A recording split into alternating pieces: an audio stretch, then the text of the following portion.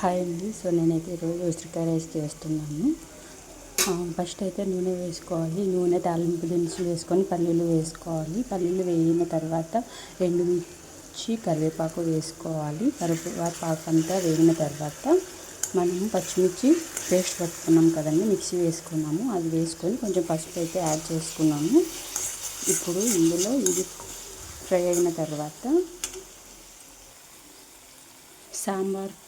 సాంబార్ పొడి అండి, సాంబార్ పొడి వేసుకోవాలి. తగినంత ఉప్పు. అంతే అండి. దించుతాము అనే ముందర ఉసిరికాయ అయితే ఇలా తురిపి పెట్టుకున్నాను. సో నేనైతే 4 ఉసిరికాయలు తీసుకున్నానండి.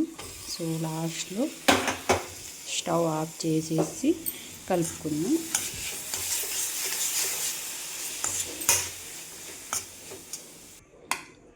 సో రైస్ వేసి కలుపుకోవడమే.